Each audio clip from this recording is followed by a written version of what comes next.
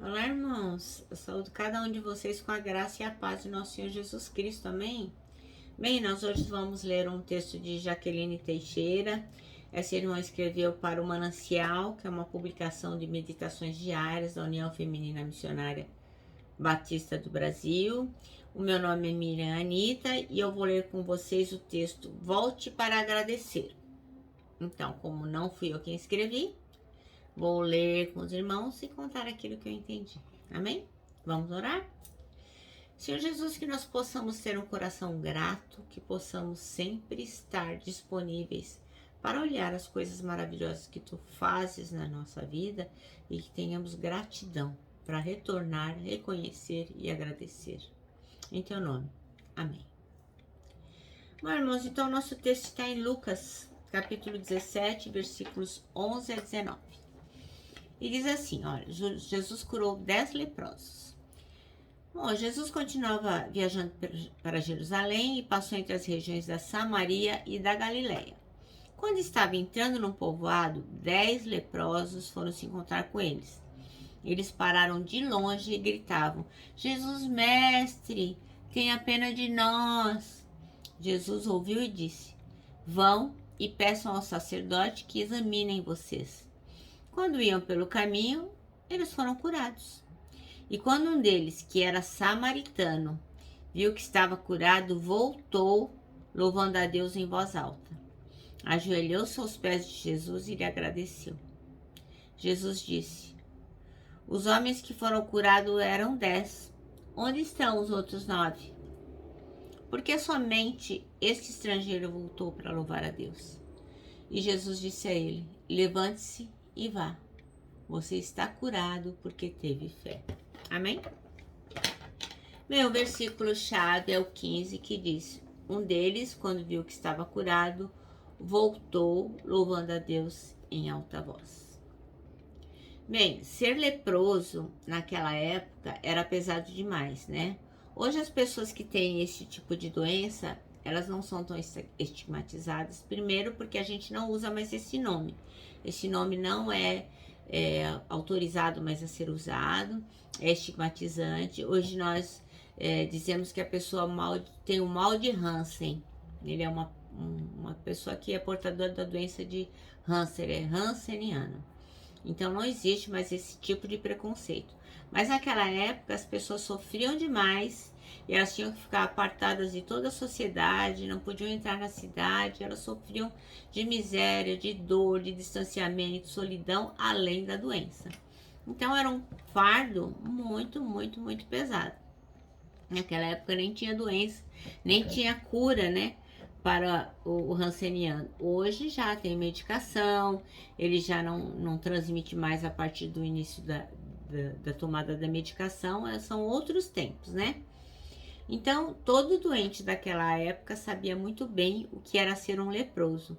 Representava isolamento social, discriminação, miséria, abandono. Era praticamente uma sentença de morte, né? Nunca mais aquela pessoa poderia voltar a conviver com as pessoas que ama. Agora imagine você, né?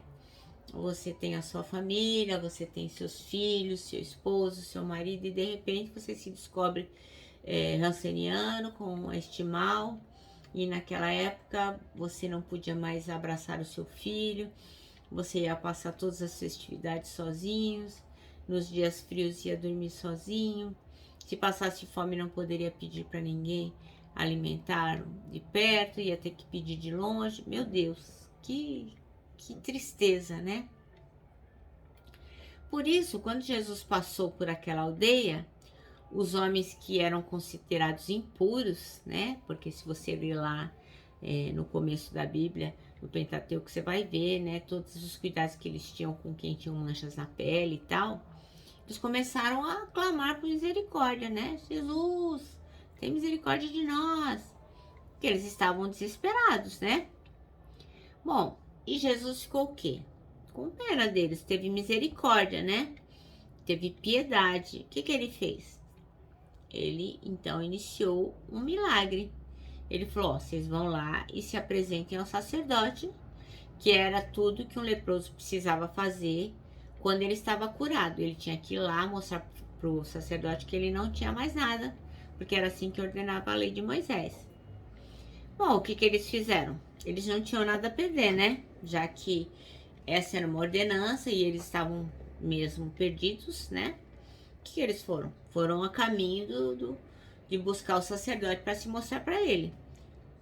E quando eles estavam no caminho para ir se encontrar com aquele religioso, o que que aconteceu?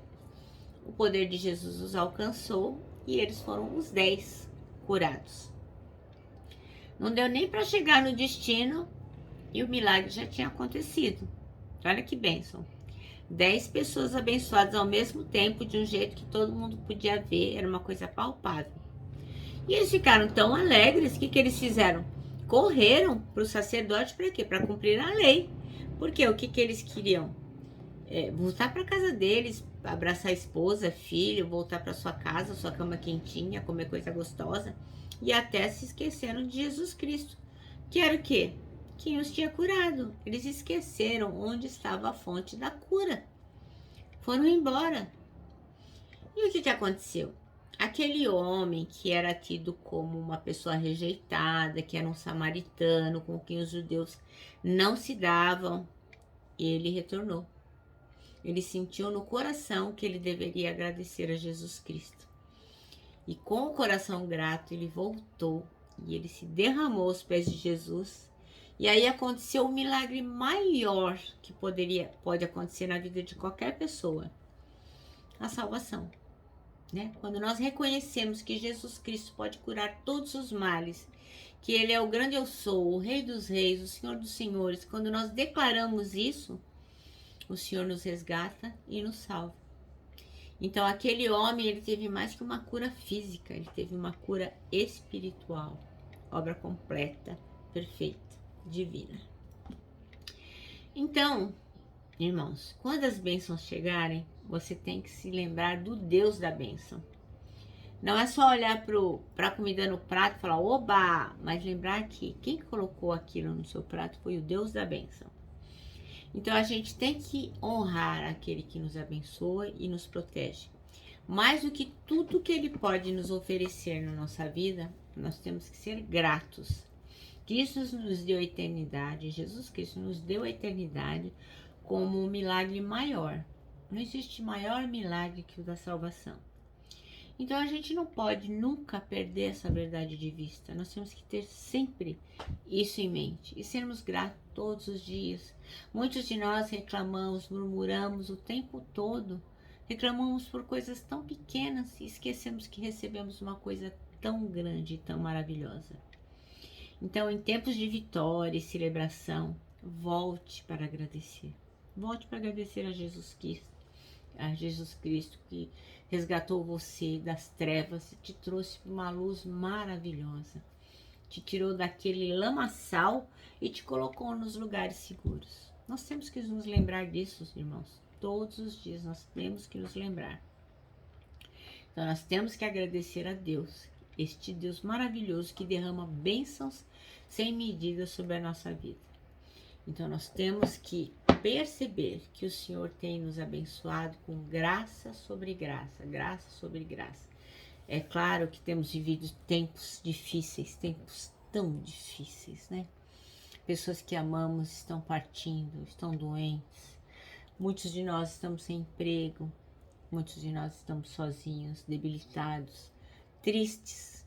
Mas não podemos esquecer de voltar sempre para o Senhor para agradecer. Porque não existe prêmio maior, graça maior que a salvação. Bem, o nosso manancial termina dizendo que a gente tem que cultivar um coração grato. Isso é essencial, né, irmãos? A gratidão é uma coisa que melhora o nosso dia, torna a gente um cristão melhor. E à medida que somos gratos, que agradecemos a Deus por tudo que Ele faz, nós podemos também abençoar a vida das pessoas, ok? Bem, eu me despeço aqui com o meu abraço fraternal, com o meu abraço diário de ursa. Lembrando que em 2021, ó, ninguém solta a mão de ninguém. E lógico, né? A nossa palavra de ordem que é saudades.